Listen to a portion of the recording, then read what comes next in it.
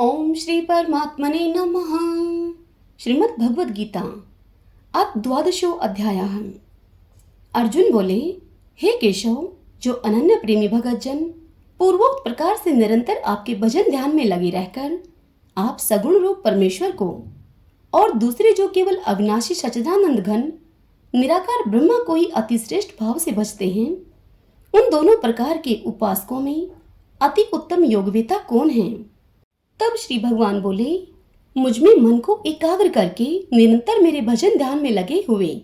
जो भगतजन अतिशय श्रेष्ठ श्रद्धा से युक्त होकर मुझ सगुण रूप परमेश्वर को भजते हैं,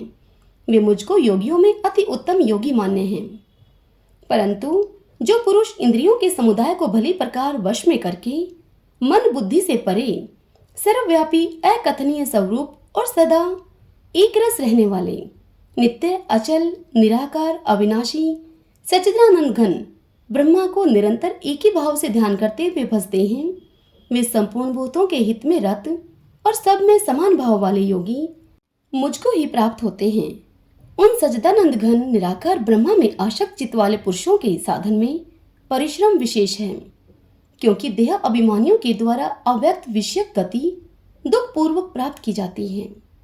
परंतु जो मेरे प्राण रहने वाले भगतजन संपूर्ण कर्मों को मुझ में अर्पण करके मुझ सगुण रूप परमेश्वर को ही अनन्य भक्ति योग से निरंतर चिंतन करते हुए भजते हैं, हे अर्जुन, उन मुझ में चित्त लगाने वाले प्रेमी भक्तों का मैं शीघ्र ही मृत्यु रूप संसार समुद्र से उद्धार करने वाला होता हूँ।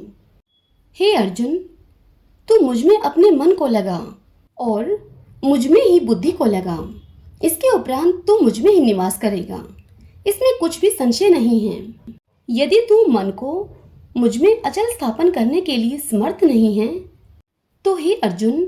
अभ्यास रूप योग के द्वारा मुझको प्राप्त होने के लिए तू इच्छा कर, और यदि तू उपयुक्त अभ्यास में भी असमर्थ है तो केवल मेरे लिए कर्म करने के ही परायण हो जा।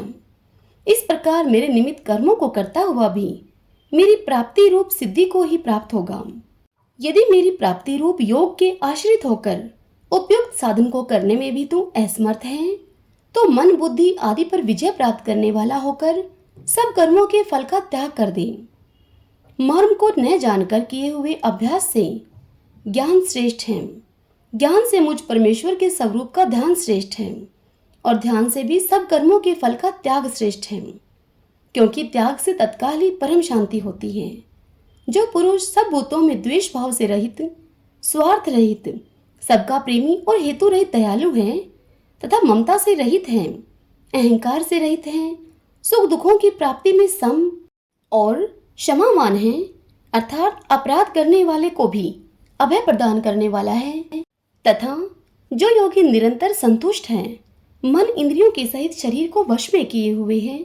और मुझ में दृढ़ निश्चय वाला है, वह मुझ में अर्पण किए हुए मन बुद्धि वाला मेरा भगत मुझको अति प्रिय है, जिससे कोई भी जीव उद्वेग को प्राप्त नहीं होता और जो स्वयं भी किसी जीव से उद्वेग को प्राप्त नहीं होता, तथा जो हर्ष अमर्ष भय और उद्वेग आदि से रहित हैं,